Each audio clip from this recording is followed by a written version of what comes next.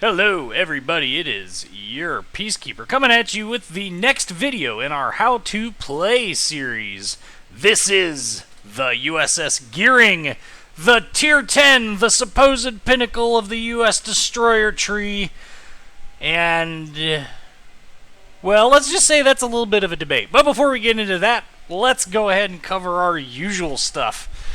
During World War II, there were 156 of these ships planned, only 98 were built before the war's end, and none were lost. They served with the United States Navy in some capacity all the way up until 1983, and the last operational gearing in the world, the former USS Steinecker, served with the Mexican Navy until 2014, when she was finally decommissioned. Several of these ships do exist still in the world as museums. They are scattered all across the world, so I don't know the best one to go to. Sorry, I don't have those details. The design for the gearings itself is a modification, a lengthening really, of the Allen M. Sumner class of destroyer, which itself is based off of a modified Fletcher class destroyer hull.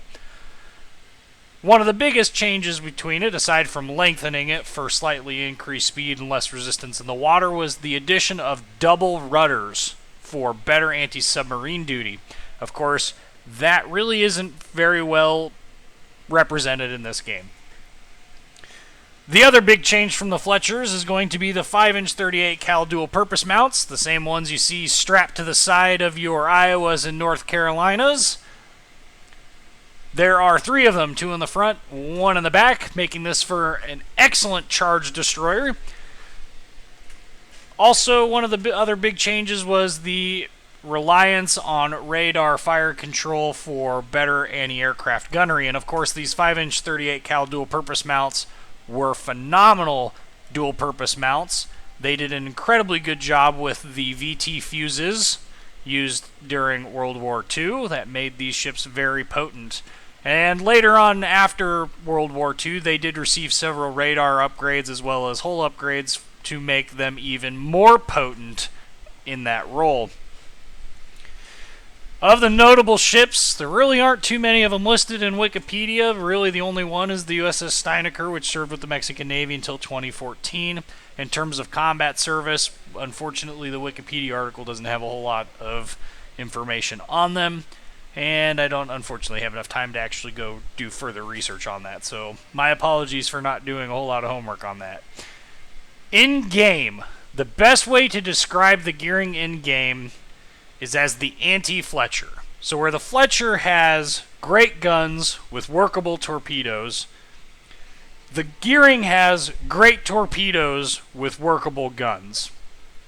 And what do I mean by that? Well, the base gearing torpedoes have a 16.5 kilometer range. They go 66 knots. They have a 1.4 kilometer detection range. And in terms of reload, it is longer than the Fletcher. They do hit a little, they don't hit as hard as the Fletcher's torpedoes. I think there's 2,000 damage less. But they move fast through the water. I mean, unbelievably quick through the water. And if you play it like I've got mine set up with the Torpedo Acceleration ability, you only go down to 13.2 kilometers, but your speed goes up to 71 knots, which makes these some of the most hard to dodge torpedoes in the game. You simply can't turn fast enough to avoid them. And you can take advantage of so many ships with it, even with the long reload time. You can set these up to be the rate of fire monsters and try and burn all the things down, but one of the big problems with this class is we actually lose gun range. The preceding Fletcher class, the maximum gun range was 12.9 kilometers, and that's without ever speccing into anything that actually increases the gun range. The gearings, 11.1. So you already start off down almost 2 full kilometers in terms of range. That is far more punishment than you think, because quite honestly, when you get, by the time you get to the gearing, after grinding all that experience and getting all the captain skills up, you're used to the gun arcs, and those big gun arcs aren't a problem when you're shooting at battleships, and you can use that stealth fire window. You can't do that effectively in the gearing without actually speccing into it with your captain. But in a lot of regards, you know, like I said, in terms of Fletcher versus Gearing, which is better, well, it kind of depends on your play style. If you're the type of person that is just an absolute hyper-aggressive, gotta get in there and knife fight with them, the Gearing is actually a really capable ship in doing that. The problem is being as a tier 10, it's got this, like, fear factor associated with it, where everybody's going to focus fire it as soon as they see it. That's not a problem if you're good with your WAS and D keys, but it's a problem when you're trying to do things and you just constantly get focus fired down. The Fletcher, people understand it's very potent. It tends to not have the same effect. That said, when it comes down to it, the Fletcher's guns actually make for better all-around, all-purpose guns because you don't have to spec into them to get the longer range, which means you can start stuff on fire from further out. Whereas the Gearing, you're going to have to close the distance a little bit in order to use those guns.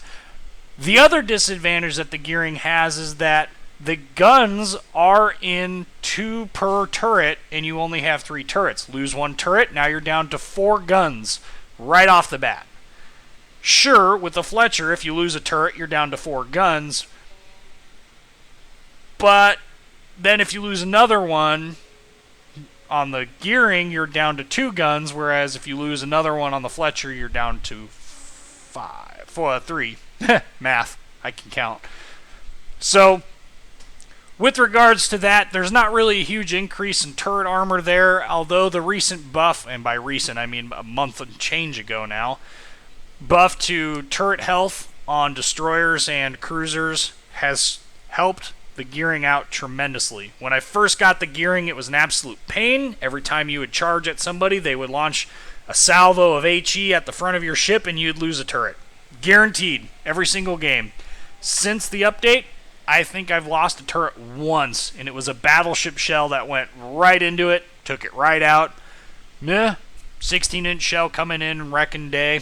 I can understand that. At least it wasn't cruiser HE that did it. So in terms of play, like I said, I tend to play mine more like a torpedo boat because you've got some of the best torpedoes in the game. Whereas you can set it up to be a gunboat. It's just a little bit more difficult to set it up. Let's talk about the stats. Survivability, 19,400 hit points. That's without survivability expert. This captain does not have survivability expert on him. It is a skill that I plan on getting. I will be foregoing the 5-point concealment expert captain skill on this guy because I want that torpedo acceleration and I still need superintendent. So this captain will never have concealment expert on it, and that's a build that I won't even bother wasting your guys' time on it. It's a little crazy. It does have armor, some. Not a lot, but some. Like I said, the main battery does consist of 3 of these twin gun or dual gun 5-inch 38 caliber dual purpose mounts. There's 2 in the front, 1 in the back. They do have a firing range of 11.1 kilometers, and the real impressive part is the reload time, 2.7 seconds with basic firing training. You can get this down if you go full-on gun spec with this thing. You can get that down to some stupid fast rate of fire, like 2.4, I think is what it ends up being when you get it all spec'd into guns. So you're just pumping out rounds. That's kind of nice when you set it up for that, but you got to set it up for it, and you have to give up things for it. In terms of torpedoes, we do have the 2 quintuple launchers for a total of 10 torpedoes. They have a range using the Torpedo Acceleration perk of 13.2 kilometers. Without that, it is 16.5 kilometers. They have a 66 knot speed without the Torpedo Acceleration perk, 71 with. Their detection range is 1.4 kilometers regardless of which one you take, and they do 17,900 damage apiece. In terms of AA guns, it has a lot of them compared to other U.S. destroyers, and AA spec Gearing is an absolute menace to aircraft. You get defensive fire without sacrificing anything, really. The 43 defense rating and all these AA gun mounts, their ranges, they're pretty short-ranged, but when it comes to carriers harassing you, they can actually hold their own when a carrier wants to harass you. So In reality, as an AA gunboat, it can work. It's kind of a boring way to play this ship, but that's what they were originally designed to do, guys. I mean, by this time in World War II, the U.S. destroyer fleet went from anti-submarine warfare in the Pacific to being nothing more than AA gunboats, because the Japanese submarine fleet had basically been completely sunk, or wasn't really even a credible threat at that point. They were more worried about German U-boats in the Pacific at the end of the war than they were Japanese boats. And even then, they really weren't that worried about them because they didn't deploy a whole lot of them in the Pacific. The Germans didn't. In terms of maneuverability, she does have a maximum speed of 36 knots, a turning circle of 640 meters, and a rudder shift time of 2.6 seconds. So relatively tight turning circle, really quick moving rudder. That is going to be with the rudder shift upgrade. Concealment. She has a detection range by sea of 6.6 kilometers and a detection by air of 3.8 kilometers. Let's talk about our upgrades. These are just my recommendations. Main armament mod 1. That's been a standard. Aiming systems mod 1. That's been a standard. Torpedo tubes mod 3. Reducing that reload time down 15%. You do increase the likelihood of them being incapacitated by 50%. However, I've not had problems with losing torpedo tubes in this ship. I really haven't. Propulsion systems mod 1, like we talked about in the Fletcher video. I remember the reasons why I chose this. It just helps get the ship out of bad situations. Steering gears mod 2, and of course concealment systems mod 1. Okay, you twisted my arm. We'll talk about this captain build. So we have 19 points for a fully maxed out captain. Everybody talks about 15. 15 points is the minimum you need to have one of each one of these points picked out. As you can see, the way that this captain is spec'd, he's got 11 points in him. I got 8 more points that I can spend. I have 2 thoughts about which way I'm going to go with it. Survivability expert and advanced firing training are certainly 2 options. Those are probably the most likely ones that I choose, or maybe I'll decide to do advanced firing training and demolition expert, taking 2 tier 4 skills. That would make this ship quite potent all the way around. But you can see, in order to, do this, I have to give up. I mean, I guess I could take it. It's just going to take longer to get to, and it's going to leave some weird points. I mean, I don't know. For the most part, I just don't see this as being a huge priority for me. But in terms of I guess if I really wanted to, actually no, I can't.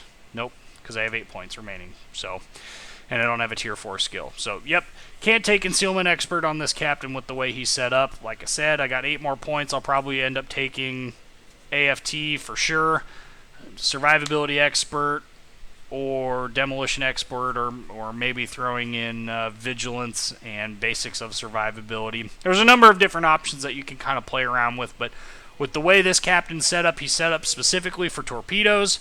That torpedoes setup has some advantages with, like I said, those really fast torpedoes. That 13.2 kilometer range is still very workable, so it's not a huge deal.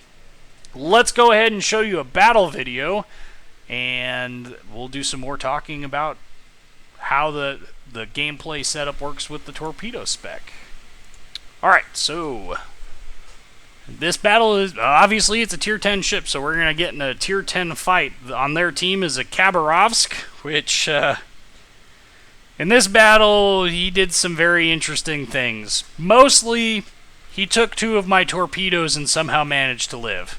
That was pretty impressive. As you can see, lots of enemy ships. Oh my. Lots of, they've got 2 Yamatos, Hindenburg, Gearing, Shimmy, Cab, Kagero, and Benson. And we ended up with Gearing, Shimmy, and I forget what the other one was.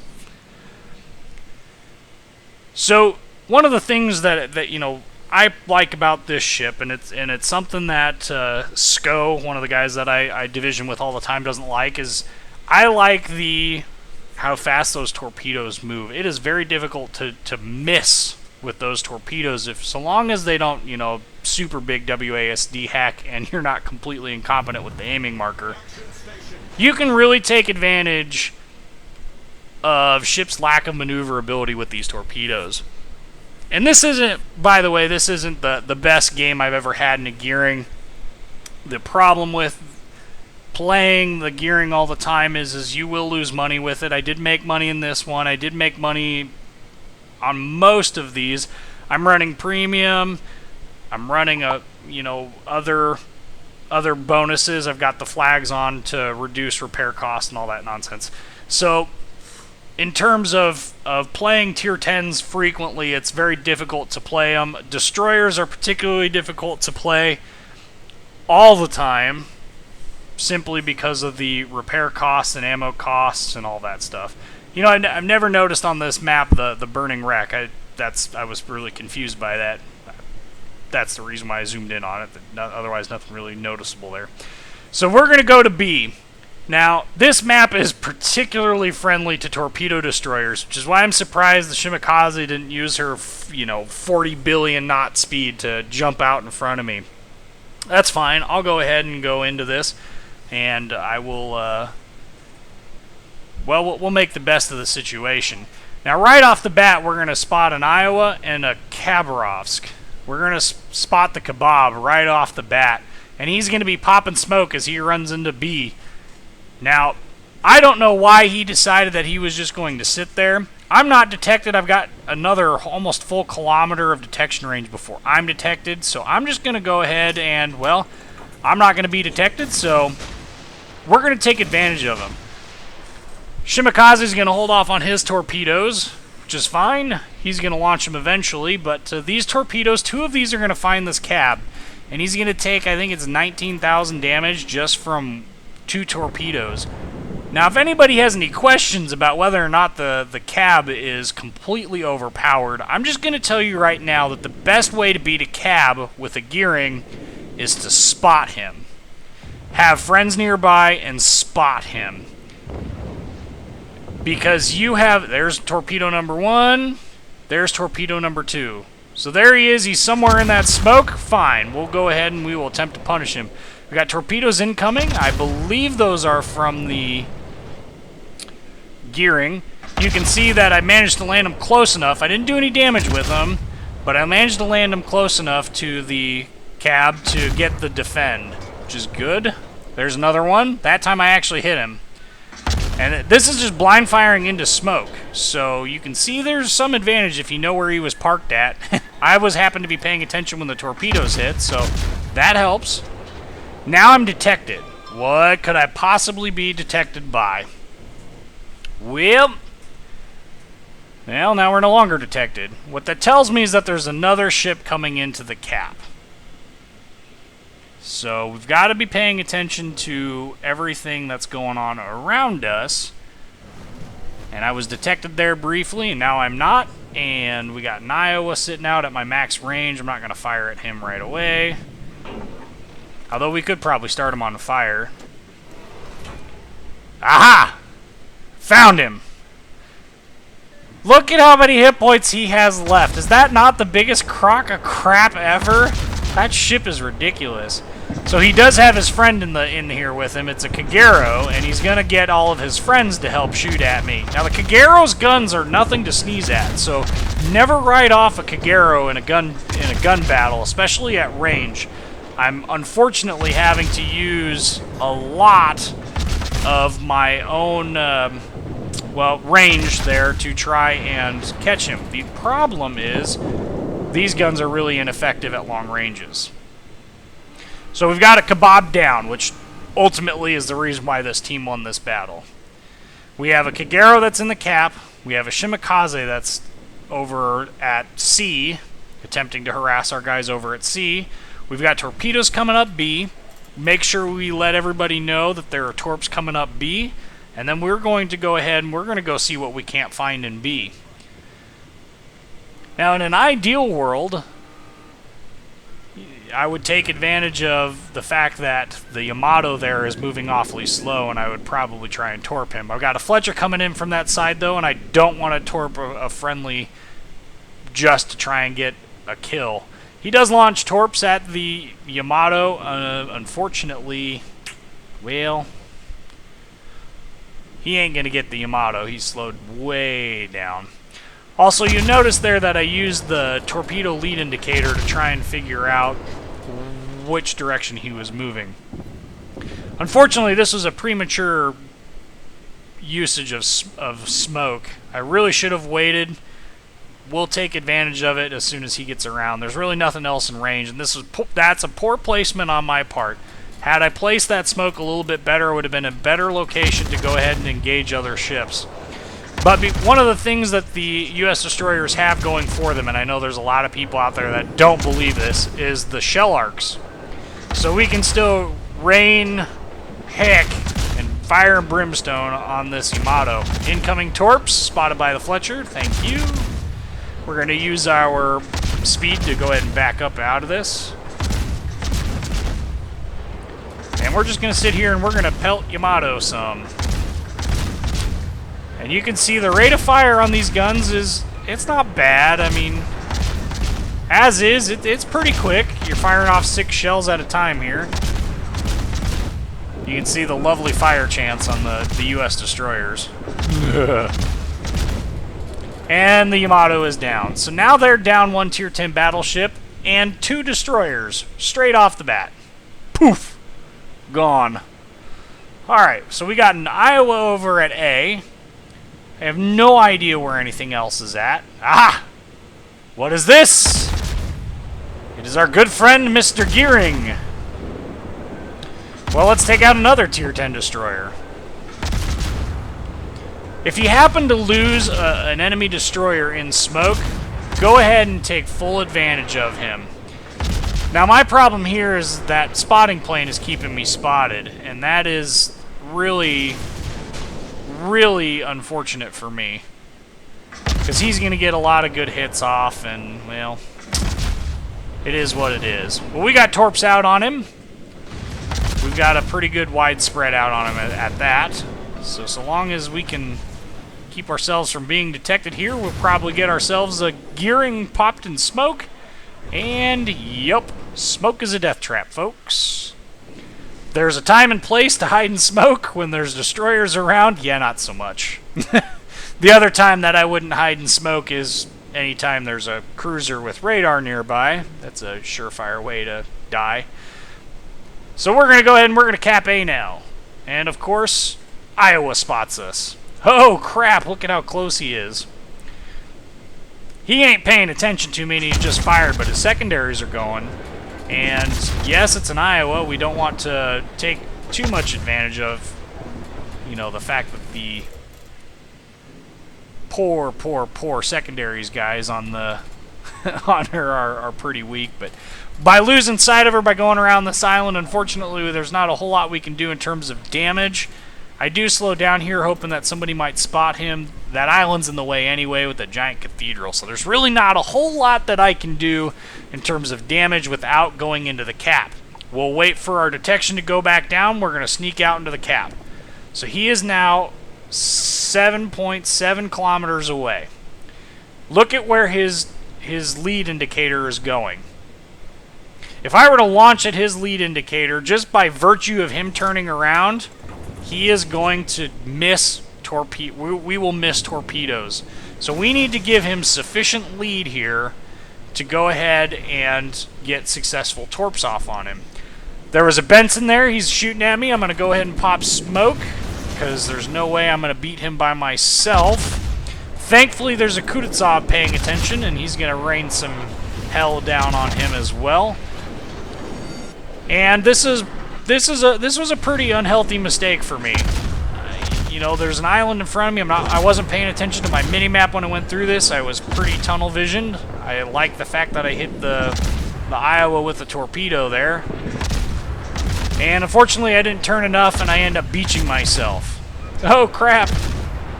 No, go the other way. Well, the Benson's dead anyway.